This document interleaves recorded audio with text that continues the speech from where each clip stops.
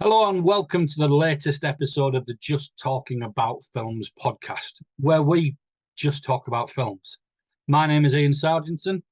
And my name is Luke Taylor, and it's great to be with you again. It's been a few weeks since we've last met and talked about films, because you can get to that point where you start meeting every week just out of the habit of it. And of course, we've both got very busy lives, so but it gives us a chance to watch a few more films as well in between. Yeah, and I think it's one of them things, the evolution of what we did and set up in the middle of pandemic, and it was easy because we were in the house a bit more. So now we're just getting to the point where we're looking at what we're doing. Life comes at you pretty fast, and then we've got to try and fit things in. So we'll be probably doing the shows every 2 weeks from now, and hopefully that means that the content quality goes up a little bit because we've got a little bit more time to prepare them. So yeah, but we're always welcome for ideas and suggestions, but we're just delighted that you're here with us, listening or watching wherever you are. Yes, and we have a topic that we're going to both hit on this week. But before we get to that, we do our usual thing where we catch up and ask what we've watched in the past few weeks. So, do you want to start us off, or do you want to do one at a time? What do you want to do? Whatever you think. I think you probably watch more than me because, as we were saying just before we started recording, I've been watching a bit more TV shows recently that I just, for one reason or another, just got left behind, so I had to catch up on. So I finished Ozark. I've caught right up with Better Call Saul, and there's only one episode left. I mean, even though we're here to just talk about films, that is such a well-made show. Absolutely, It is so good. I have to say that we're recording this on Monday before before the finale comes out, so yeah. we can't spoil it because we don't know what's going to happen. But this may prove wrong. But he's got to die, hasn't he, at the end? Well, I think so. I think it's either one of two things. I mean, that seems to be the way he's going because he's having a bit of a meltdown, isn't he? So it has to be that. The easy way out would be for some kind of reconciliation with Kim. But yeah, we'll see. Yeah, I think he should. I think he'll be a Walter White kind of thing, right? Yeah, I think so. I think it has to. He's gone too far now. I don't see how he can get back now. But yeah, just talking about TV shows. The quality, it's just surprising all the time. And then I enjoyed the Breaking Bad, but I think the storyline is slightly different.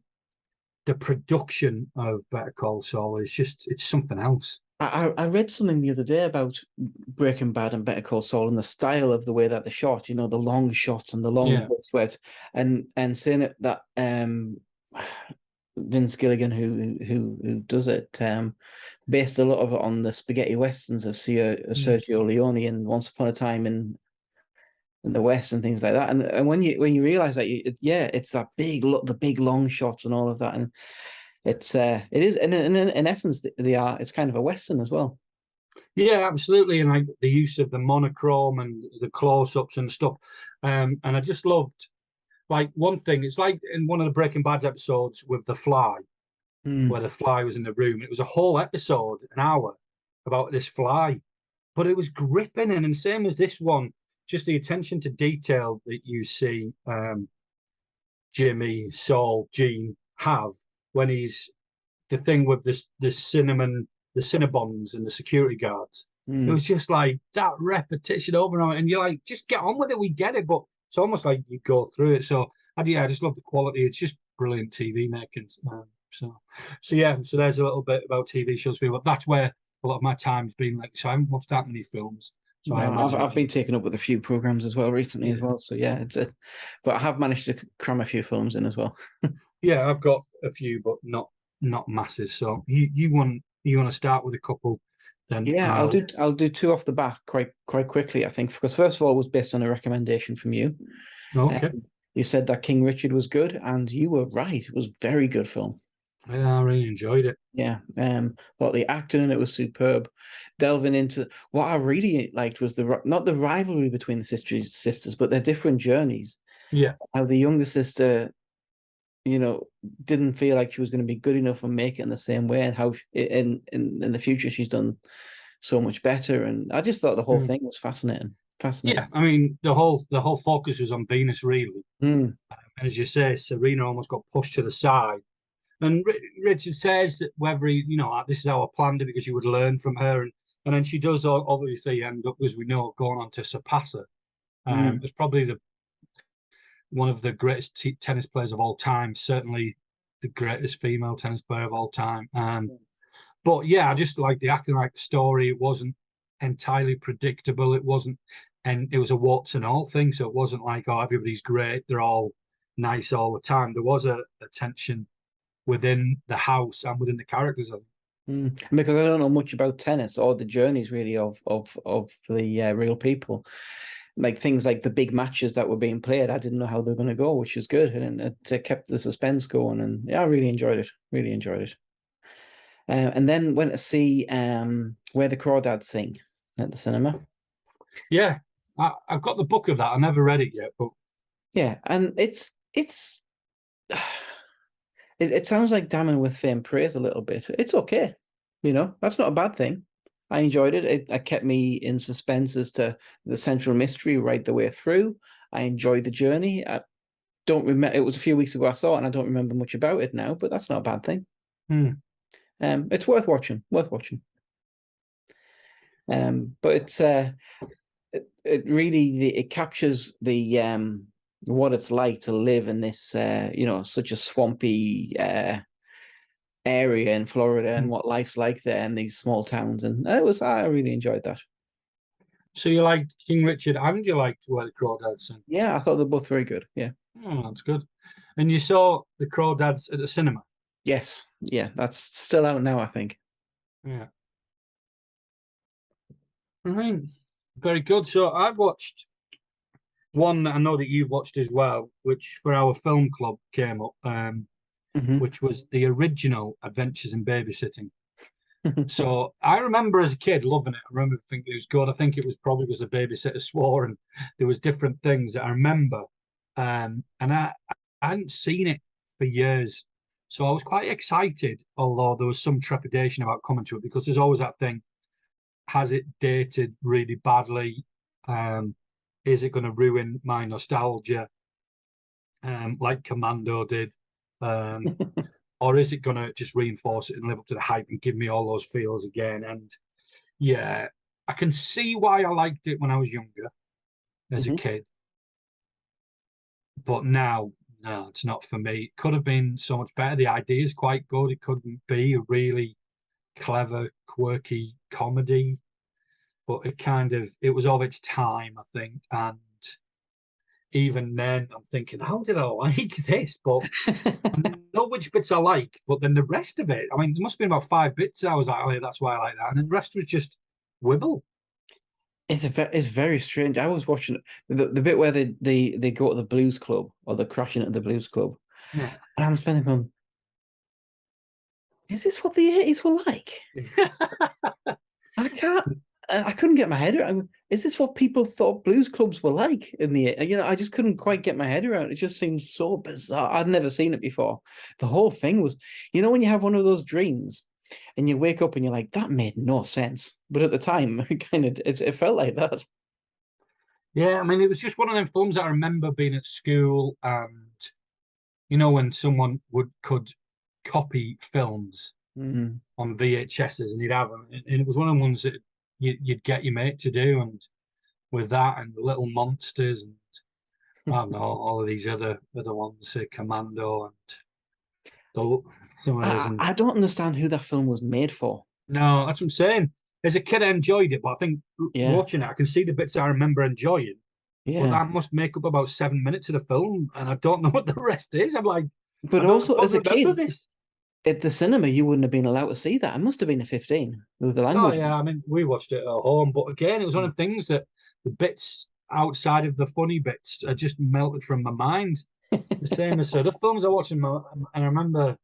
Yeah, now I'm watching. I don't remember any. Not that particularly this, but this and others going. I would be mortified by that, but I must have just blanked the inappropriate bits out my head.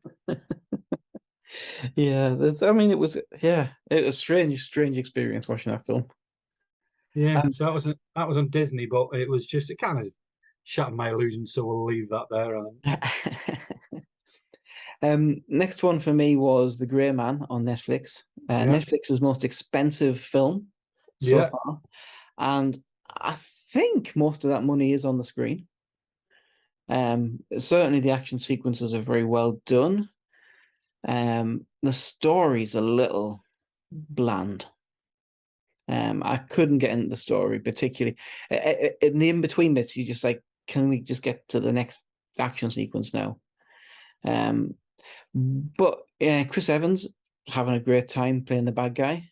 Well, I wanted him to be Gosling's character, didn't he? But he Yeah, wanted to play the antagonist. yeah. And Gosling's good, and I think that all works. It's just the story doesn't have that level of intrigue to it, as it goes through. But I think it's nicely made. But yeah, it's okay. It's one of those films that you'll enjoy while you're watching it, but I don't think it'll leave much an impression on you. Mm. But that's just my opinion on it. It was, I think the critics have been really mean to it, and I think they've gone too far on that. Because it's fine. I just think the story itself wasn't as interesting as perhaps you're looking for to keep you watching in between the action. But there's some great sequences in it. I haven't got to watching it. I want to. So yeah, I'm looking forward to watching it. But it's again because it's one of the straight to stream, and there's very few that I've been impressed with. Mm. You know, because as I said, I don't think there's any particular audience in mind. They just aim for everyone. I Yeah. think this one probably more so, but they don't overthink it. They just put the basic ingredients in and go, right, this will sell because people are going to watch it because it's on Netflix. There's a funny thing with films on Netflix and Prime as well, where, when the film would come out at the cinema and you'd look forward to it being out to buy afterwards. And, like the DVDs that you have on your shelves and all that kind of thing that you'd rewatch and rewatch. But on Netflix, I never think to rewatch anything I've ever seen.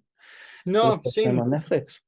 very few that, especially ones that are made by Netflix or the studios. There's a few hidden gems I've found on Netflix and things I thought that's good. I'll watch that again. But very few that have been made directly for them. I'm just a bit like. Probably one of the better ones was the one that got slated of everyone. That we liked. I can't remember what it was called. It's Ryan Reynolds, I think it was. What's in it? Oh yeah. Someone is at the front door. Someone's at the front door. That's okay. It's not funny. And do you know which one I mean? The space one. Was it Ryan Reynolds or am I making it? No, it wasn't Ryan. You thinking no, the first Ryan one? Reynolds. No, the one I get mixed up with Ryan Reynolds. Oh, I think it was Amazon Prime. It was on. Space one. Yeah, where he gets a thing put on his arm and he goes jumping all over. So this is going to be awkward now when we're just talking about films and I can't remember the name of it. I think it came out about a year ago. Oh, do you mean the Adam Project? The time travel one? The one that went on, I remember saying it went on for about an hour longer than it should have. Oh. It was called. So it's that good. I can't even remember its name. The Tomorrow War. That's what it was called. Oh, that one. Man, I'd forgotten about that. See, there's another example. I enjoyed it. Completely forgot it existed. Yeah, that's one though where I thought I'd watch that again. I said that and I've just embarrassed myself. I couldn't even remember the name of it. Exactly. Got the actor wrong. But yeah. So Chris Pratt, that was who it was. Yes. Yes. So yeah, I enjoyed that one so much so that I couldn't remember it. But yeah, there's not many. There was the one with Jamie Foxx in that was it was terrible. Oh yeah. I remember it was awful. Can't remember what it was called even. No, I don't want to. Oh, was it Power or something like that? Or... Yeah. Yeah, it was terrible. So maybe they are stepping their game up. I don't know. Yeah, but... I don't know if there's something about this engagement with a film, like your first time you see it on Netflix, you've never seen it outside of that context, you can't really buy it, whether it leaves less of an impression long term. Yeah, but I think they know that they're going to get, if it's half decent, then everyone will watch it. Yes. And that's all they aim for, half decent. Yeah, it's fair. I just wonder whether anyone will ever rewatch it. No, Like maybe not. the films you love, you watch again and again, but I don't think I've ever gone back to a Netflix film. Because they are putting a lot of money in for the for the cast members to get in now. But it's like, I don't know, there isn't. It doesn't seem like they care about making great films. They just care about making a film that we can then show that everyone will watch it, so we'll get the streaming clicks. Yeah, I think so. That's part of it. So anyway, that was The Grey Man. It's fine. It's fine. But then a film that I hadn't seen for a very, very long time and completely forgotten really well. I think I watched it at university because we had to, and never gone back to. But absolutely blown away by how good Casablanca is. Such a good film. The script is really sharp. The dialogue, the plotting of it. Humphrey Bogart is really good in it, and really, really enjoyed Casablanca. I think I need to watch it again, because I think I watched it at a time when I don't think I watched it at school or college or anything, but I watched it to be cultured, and well, you've got it. If you like films, you've got to watch Casablanca. But it was when I was young and pretentious and thought, this is horrendous. Whereas, as we've discussed numerous times, our tastes change and become more discerning and distinguished. So I'm sure I'll enjoy it much more now. Yeah, it's honestly, I was kind of a little bit like that. That's when I saw it, whenever it was, it didn't make much of an impression, but I really, really enjoyed it. Such a good film.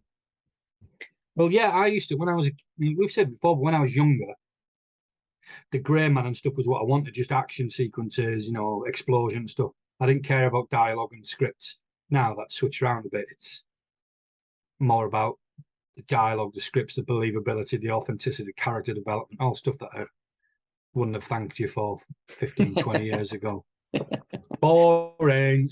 I immediately dismissed anything with subtitles. So. Oh dear. Have you got any more? I've got a few more. Yeah, a couple of 3. So I rewatched Erin Brockovich.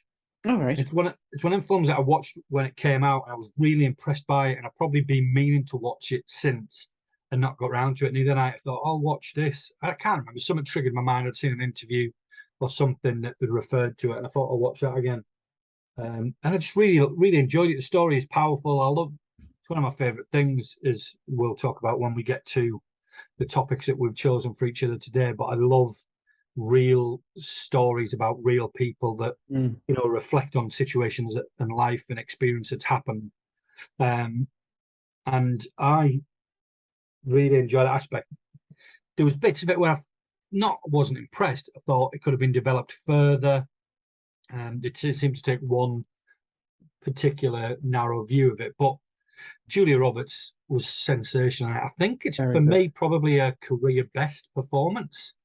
Yeah. I can't remember doing better, just because it's probably a bit far removed from what we see her do normally, this clean cut stuff. So, and she portrays this strong, independent, powerful, mouthy woman so well. The character is just so lovable, and so I just really enjoyed it again.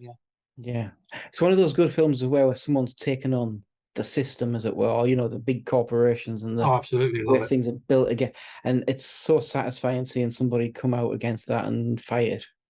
Yeah, and just some of her one-liners and put-downs in it are brilliant. So just proper laugh out loud stuff. So, so I enjoyed that. Yeah, it was good. Really enjoyed that. And then going back slightly, probably back to the Grey Man and stuff, about straight to streaming sites. I watched Prey. Oh yeah, I did as well. Yeah, which I was really impressed by. I wish I'd seen it in the cinema. I think That's the one thing I was looking at it because it's got such big vistas on it, and Yeah, the yeah, scenery is amazing. And I was sat there little bit into it, thinking, why is this not at the cinema? yeah, yeah. So I thought that was one where I thought this is well made, but it's probably made for the cinema rather than the small screen. I enjoyed it. I thought it was good. I mean, seen stuff online, some people whining about the most nonsensical of things. Right? Um, like about how could she do that and this when all this original team of crack unit commandos couldn't. But it's like, well, she knew what she was up against. Plus, it was a different Predator. Yeah, yeah, she knew what she was up against, and this has been battered for however many long. But it was just the whole thing. It was just, I thought it was pretty well done. I say it looked stunning. I enjoyed it. I think, and people are going, "Oh, it's just a walk thing." I don't think it was at all. I thought it was. I thought it was really well done. I think it was different, because you don't want to see the same thing again. You want to No, see no, we've Predator seen it. It's versus a been bunch done, of and commandos again. yeah, no, but they've ran out of ideas, mixing it with Alien and all that nonsense. And I was like, this has kind of took it back. I think. I enjoyed it far more than I anticipated I would. And as I say, it's not often that I think when anything has gone straight to streaming, oh, I wish I'd seen this at the cinema, but I absolutely do. Yeah, I absolutely agree. It was one of those. I was like, such a shame it wasn't released at the cinema, because it would have been a great experience to see it. So yeah, I really enjoyed it as a film as well. Yeah, I did, and I thought building in the people coming over, taking over the country in America as well, and the threat of that as well, tying that in with the Predator as well, I thought was very clever. So yeah, I liked it. That was one of the better movies made for streaming that I've enjoyed really. Yeah, I agree. I think it was very good. Speaking of streaming, sorry, because it's just like there's so much stuff like I've seen a League of Their Own. They've done that on Amazon or something, a series of it, and it's just one of them things where I'm going, does nobody have any new ideas? They're just taking all that, and some things you go, yeah, you can make a series out of that, or you can remake a film, and you just like get some new ideas. And I was a bit like Sweet Home Alone, thinking it's just going to be some half-efforted attempt at this, but I really enjoyed it. So. It was beautifully done, I thought, and I even think they came up with a different way of defeating the Predator than before, and it made sense in context, and because you're learning the information the same time she is, and I thought it worked really, really well. It was a very good film, and very cleverly scripted on the way, her journey and everything like that. And ends with that sort of sense of, they've won for now, but they're going to lose the home. I thought it was really, really good. Yes, speaking of streaming on Prime, made for Prime, Ron Howard's new film, 13 Lives. Well, that's the last one I've got. So oh, yeah, great. What do you think? Absolutely loved it. I'm a huge fan of Ron Howard anyway. Yeah. I love the way he shoots his films. They always look so crisp. The best thing I can say about his films is I always feel as though I'm in it. Yeah. That I'm not watching it, I feel as though I'm in it. And this was no different. Even though I knew the story, I can't believe how tense I felt. I knew it was going to be all right. But the shots where they were done, and you see how narrow it was and how how long it was. I was holding claustrophobic, and that's just. I was holding my breath, and I knew they all got out, but I did not know, and I don't know how I missed it. I did not know how they got them out. No, me either. I thought they all just swam out. Yeah. Underwater. I didn't realize they did what they did, and I don't want to spoil it for people in case other people don't know. But I was like, "That's crazy, ethically and everything." It's an amazing story. Absolutely, absolutely amazing story when you think about what happened there. But what did you think of the film? I thought it was good. I thought Viggo Mortensen was very good. And I've forgotten who the other guy. Oh, Colin Farrell. Colin Farrell. Yeah, it took me a while to recognize him as Colin Farrell. Again, very good, very good. And I enjoyed it a lot. I thought the story was well played. I thought it took you through so you fully understood not just what was happening, but how dangerous it was. The claustrophobia. There was so many times I didn't want to watch because it was just The idea of being underground it doesn't thrill me at all. Yeah. The only thing is every time maybe, and it's probably just me, every time I watch a Ron Howard film, I do think it's good, but I'm sure somebody else could have done it better. Yeah, we've had this debate before. I mean, I'm a real big fan of his. I think he's probably one of my favorite directors. So I look at other films, I think Ron Howard could have done this better. Because he places me in it. So it's just like there's a tragedy in the middle of this film. Mm. And it was awful. It Oh was yeah. absolutely awful because you're going, you can't, it's too far, it's too far. So you're just watching this thing that you do not want to watch. And I'm holding my breath. I'm feeling panic. Mm. And I know that some of that's because of the circumstance, but you've got to be able to portray that level on the screen. Yeah. Yeah, I mean, I loved it. And I do think he did a good job. I like the way they used the map and the sort of trail and say how long it took to get to each point. Oh, crazy. Freaked me out. When it was like this, the 7 hours. I thought it was like, but it must have took him an hour to walk in, but because it's flooded, and then even the stuff like I didn't know that it was coming in from the top, and the whole team of people that dealt with that. I mean, just heroism everywhere. I've never heard that part of the story either. How they were trying to divert the water. The water guy was good. Yeah. And then I liked the way as well that and I heard him talk about it the other week on the One Shot actually, that they used a lot of Thai actors to play the Thai people. Mm. I mean, they weren't professional actors, a lot of them. They were just. So I liked that. I think he was faithful to the story. Viggo Mortensen's character was good because he wasn't particularly likable.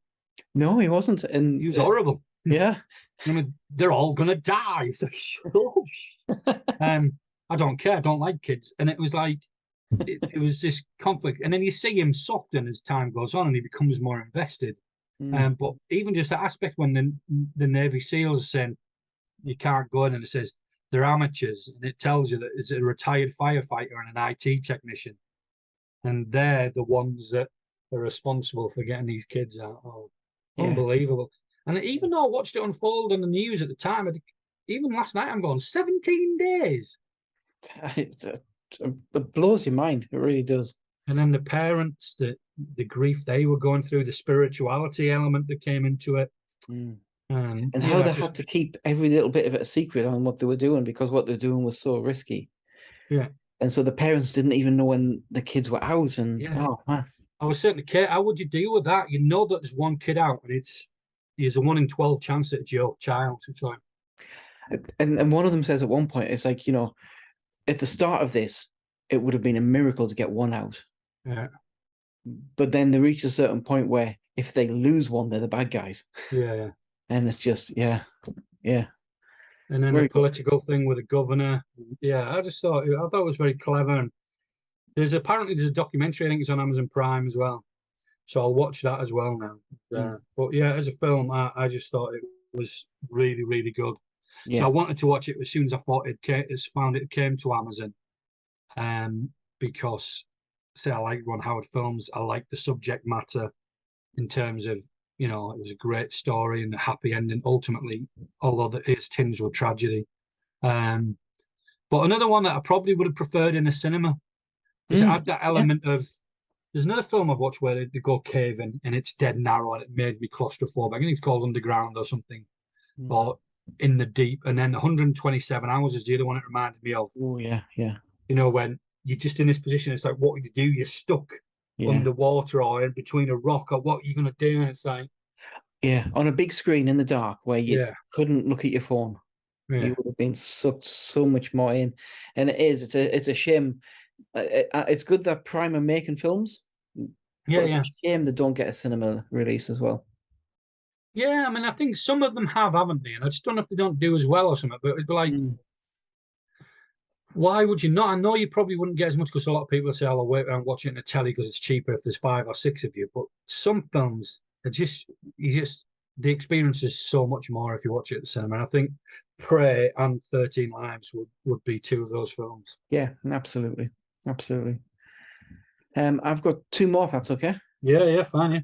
Yeah. I've got Bullet Train. Yeah. Brad Pitt on a train with a lot of assassins.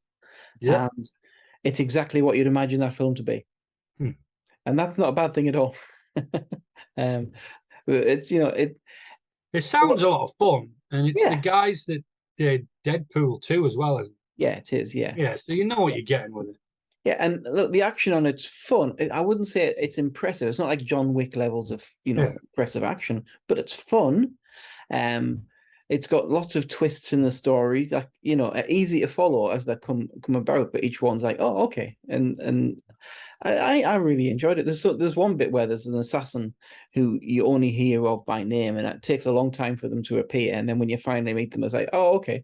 And then it turns out they're not much impact on the story at all, but. But it's a lot of fun. It's a lot of fun. But if you think a film with Brad Pitt on a bullet train with assassins sounds fun, you'll enjoy it. If you don't, you probably won't. Yeah, I think I will. And then just a few nights ago, went to see Nope. Yeah, I've heard a bit about that. What did you think? Well, it's the new Jordan Peele film. I liked Get Out-ish. I thought it was okay. Yeah, I like Get Out. Thought it was revolutionary. I've never seen anything like it. Us, I enjoyed as well, and I'd say it's kind of on par with them. I don't think it sustains it enough for I don't think the end's as good as those two films. And it's a very slow build at the start, but as long as you're willing to sit with that a little bit, once it does sort of kick off, it's essentially, I think in my mind, you can compare it to, imagine if Jaws, if the shark wasn't in the water, but it was in the sky. Like it's an alien in the sky, but it's kind of like the shark in Jaws, as in it pops out every now and again, and you'd never quite know whether it's around the corner, kind of thing, ready to get somebody. But instead of trying to catch it and kill it, they decided to prove it existed and catch it on film. Okay.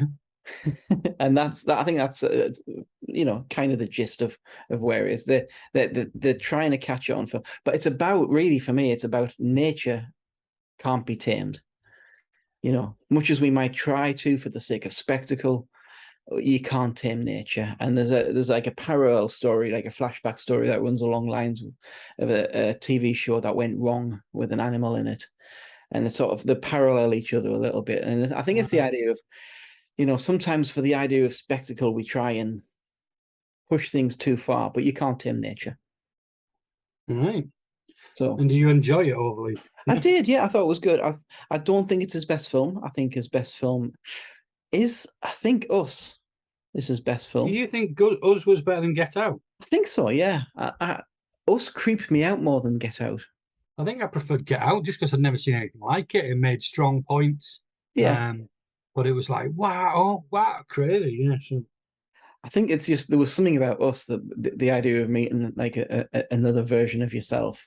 That kind of freaked me a little bit. So I don't think it's as good as those two. I don't think it's as good as either of them. But it's still, compared to a lot of other films, it was good. It just felt like the end was a little bit lacking, and you've got to be patient with the start of it. Okay. So they're the things that we've been watching. Have you watched any of them? Do you share any of our opinions of them? Do you disagree with any of our opinions? And I know we say this every time, but we genuinely would love to hear your thoughts on that. So get in touch with us on Facebook or on Twitter or any other way that you can think of to let us know what you think about the films that we've watched and what your opinions are of our opinions. Yeah. And for the last few weeks, a few episodes, we've been doing gut reactions, but today we've got something slightly different. So last week I'd spoke to Luke and said, how about we choose a topic for each other to top 5? So we have to listen to what the topic is recommended by the other person and choose our top 5 of whatever that topic is, whether it's acting, performances, eyebrows in film, or whatever. That would have been a great one. Yeah. We might do this again. We'll see how well it goes. So I asked Luke to choose his top 5. Now I have to say this right because it's either biopic or biopic. And I know there'll be people that say it both ways. So how would you say it? I'd say biopic because it's a biography picture. Yeah, I would, but I seen a debate about it on, was it Jimmy Kimmel or something? I was like, biopic. Anyway, so however you say it, I asked Luke to choose his top 5 of those films. Yes, and you set me into turmoil with this one because it got me doubting, or not doubting, but I had to create some rules for myself here. Yeah. What is a biopic? And I had to come up with some very definite. For example, Walk Hard is a biopic about somebody who doesn't exist. Can't count. Okay. Yeah. Braveheart, love Braveheart, but that's so long ago. It's historical drama rather than a biopic, even though it is about his whole life. Yeah, and it's fantasy to a large degree as well. So yeah, and that's the problem is how much of a biopic has to be true. And then there was other films like, Prince of Egypt's a biopic, Yeah. but I discounted anything that would be a biblical epic instead. Because otherwise you got Passion, So I've tried to narrow the window. Something like Sully. Sully's a great film about a guy who did something amazing, but it's really about the event, not his entire life. Okay. So I dismissed. Goodfellas is a biopic, but it's also a mob film. So I discounted anything that fit too easily into another genre. Basically, Okay. I kept trying to pare my list down and down and down. Yeah, because so it's Luke's too hard like, to pick. all of these biopics, I can't find any because I've made these many rules. But that's the problem. There's little ones like The Two Popes. I think is a brilliant biopic of those, but at the same time, it really is only about two conversations these people had. Catch Me If You Can. There's a lot where I'm just like, okay, I'm just going to have to try and, as much as possible, it tells the story of somebody's life. So I have to admit, I'm not 100% happy with my results. Because there's loads of films discounted. And I don't think these are the best biopics, but they might be my favourite ones. Well, yeah, that's what I wanted. Your top 5. So number 5 is Lion. Okay, yeah. Great film. Story of, Indian child who gets lost and ends up being adopted into Australia and finds his home with Google Maps, or Google Earth, isn't it? And it's just... it's captivating, just this desire he has for home, but also that the whole story of when he got lost and how he got lost, and it's heartbreaking.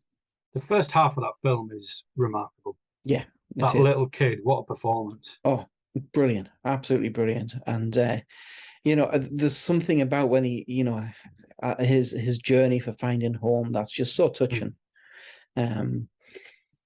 So that's my number 5. That's a film I could watch and watch and watch. Yeah.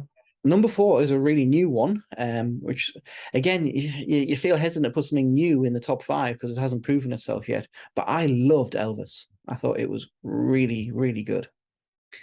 I think, I'm a big fan of Baz Luhrmann in general. I love his style on films. But I really, really, I've seen it twice now, and I think it's even better the second time. And it makes me... a good thing about a biopic to me is it makes me interested in something I'm not interested in. Yeah. And I have no interest in Elvis until I'd seen the film, and then I had an interest. So that to me is a sign of a good film. That suddenly makes me want to be more interested in somebody's life. Yeah. So number 4 is Elvis. Number 3, a very similar film in a lot of ways, I guess, is Walk the Line. Which is what I judge every biopic by, I think. I think Joaquin Phoenix is really good in that. Reese Witherspoon, very good. The only trouble is it has been ruined for me by Walk Hard. Yeah. Because every turn that film takes is parodied so well in Walk Hard. I can't take it seriously anymore, but I still think it's a very good film. Every little stage in his life is... it kind of ruins it, and it makes it hard to watch, but it's still, I think it's a very good film and very good performances. Number 2 is The Founder. Great film. Michael Keaton is just brilliant in that film. And again, not something I was interested in at all. I don't care about how McDonald's was founded, or at least I thought I didn't care about how McDonald's was founded. But the injustice of what that guy did, what a monster. It makes me angry towards the end of the film, and to me that means it worked. It worked really well. So yeah, The Founder I think is really, really good. And number 1, I was trying not to put war films in, but it's so good. I do think Schindler's List deserves to be number one. Yeah, okay. Film that I don't like to watch very much, but every time I do, does not fail to absolutely move me completely. And what a story! What a story! So Schindler's List is number one. So that's my top five: Lion, Elvis, Yeah. Walk the Line, The Founder, and Schindler's List. And I only settled on that just before we started. Yeah, I mean, there's lots of films that didn't make it. there's all good films there. I think, yeah, obviously when you set these, you think, oh, what would I have? I think Schindler's List would have been in mine. I'd forgotten about Lion, but it is a really good film. Same as Social Network. I like that as a film. Social Network's brilliant, yeah. That just missed my list. So did Snowden. Snowden was in there a few times and got taken off. I would definitely, I mean, probably number two would have been Hacksaw Ridge for me, I think. Yeah, I like Hacksaw. I like the second half of Hacksaw Ridge. I think the first half is so twee, it makes me cringe. I love it. Good. So that's great. So yeah, some good films there. Yeah. So that's what is for you watching. What is your top five biopics? Would love to hear. Is there any on my top five you would not give anywhere near the top five? And which films should I have picked? Yeah. Which film should Luke have biopic? So for Ian, I asked him to pick his top five. Did I say mobster or gangster? Mobster, you said. Yes, I think that's more specific because gangsters can be a little bit wider, I guess. But yeah, although I don't know how we differentiate between a mobster and a gangster. I think mobsters are a bit more organized in my mind. Yeah, and I think so. So I kind of went with that because I had a similar thing to you. Go, what does it mean? Because obviously, Pulp Fiction is about two mob hitmen and a gangster and that. But I discounted that because it wasn't what I had in my mind when you first gave me the thing.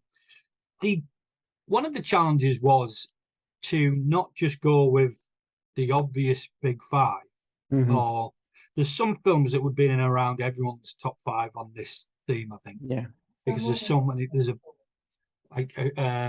cult following of different things, but there's some that are interchangeable depending on your personal taste, for instance. So, like, I think some people like Casino. It hasn't made my top five. I think good film. It's slightly too indulgent for me. And yeah, Scarface the same. I don't really like Scarface. I appreciate it as a film. There's just not a lot likable about it. Jimmy, one of the things that I do not like, but in gangster or mobster films, is the sense of that there's a code of practice that they adhere to. That it's not just it's crime, it's organized crime, and it's not about killing the people. It's almost like a Robin Hood film. Do you know what I mean? Sticking it to the man, keeping some kind of order, going against the government, and an honorable code of honor. Like the samurai, we're going to kill you, but we're going to kill you because you did this on our turf and you disrespected us, and everybody understands. So something about that, I think. So yeah, they were in the Road to Perdition. I think just missed out. I thought that was a clever take on the gangster narrative. I think number five for me is Donnie Brasco. Right. So I liked that sense of, and it'll come up later as well, the tension between somebody who goes undercover and finds out that he's liking it a bit too much. Yeah. And he prefers that life to his own life, really. So there's that tension within him that he kind of, you see the evolution of him becoming a product of his environment. It's the friendship he develops with Al Pacino in that as well, and how he's betraying him the whole time, but likes him, and it's just, and Al Pacino is like this. He comes across as strong, but so actually kind of a weak. Yeah, it's fascinating film. Yeah, there was a vulnerability, but I do like it because it just interested me more because of that theme that runs throughout it, that aspect of it that you look at. It's like, oh yeah, and you can kind of place yourself in that. Good film. Then 4, I think it sounds weird talking about this now, obviously where I'm at this stage in life. But before is Goodfellas. I think Goodfellas is probably the only film I've ever seen about gangsters that kind of give me an appeal to being a gangster. Yeah, I get that. Yeah. Do you know what I mean? When I first watched it when I was younger, I was like, oh, there's some, and there is this fascination. We have a society with much wider films have done so well that there's almost a coolness about them. Mm. And I think this first time I saw Goodfellas did that more than any. The acting was good. It was crisp. There was that code of honor. There was that hierarchy. There was that respect. And it wasn't just mindless violence. It was, but you know what I mean? It was within the constraints of some logic and reason. But I say, I was like, yeah, kind of makes it a bit cooler. Yeah. And you like them, and which I think is the case in a lot of films, which is why, again, I think there's this fascination that almost sometimes you're rooting for the gangsters against the law enforcement. Mm-hmm. That obviously sometimes these films are equally as corrupt, but yeah. So Goodfellas would be at number 4. I know a lot of people would have it a lot higher. But yeah, that was what was 4 for me. Then 3 is The Departed. I think again there's that tension about switching it round. I think, so when I said product of your environment before, that was a line from that I don't want to be a product of my environment. I want my environment to be a product of me. But yeah, just the cast in it. You've got Matt Damon and DiCaprio and Nicholson, and it's just so good. And there's that almost, and I know it's some people say, oh, but what about Infernal Affairs? And I do like that, but I prefer this. It's shot beautifully. The tension about, there's 2 infiltrating the enemy, and then how their lives are entwined and how it all comes to a head. There's some shocking scenes, and it's just like when the lift doors open. Yeah, I just really, really liked it. And again, there's that journey. It's almost like a Breaking Bad film where one breaks bad and the other seemingly breaks good, but who's really good and who's bad, and that fine line between good and bad. Yeah, it's a fascinating film. Yeah, the murkiness of organized crime versus organized law enforcement, really. And who's the bad guy and who's the good guy? That's when I watch that film. It's just so great, isn't it? Mm-hmm. Yeah, good film. And then it was just a case of separating these 2, really. So at number 2, I've gone for The Godfather Part 2. Ooh. Just right. Because I think, although, yeah, it was hard, there wasn't a lot in it, but I think the Godfather Part 1 kind of is the foundation, sets a foundation. It does a lot of the heavy lifting. It lays, as I say, the foundation, sets the scene for the Godfather Part 2 to build on, and it builds on it extremely well. There's always that debate about, is the sequel better? And it's really close.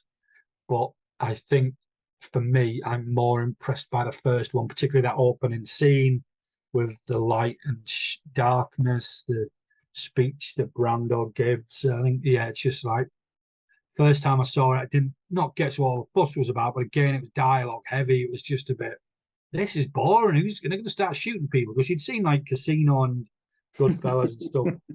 But then, as you old and you have an appreciation of films and dialogue, understand what's going on.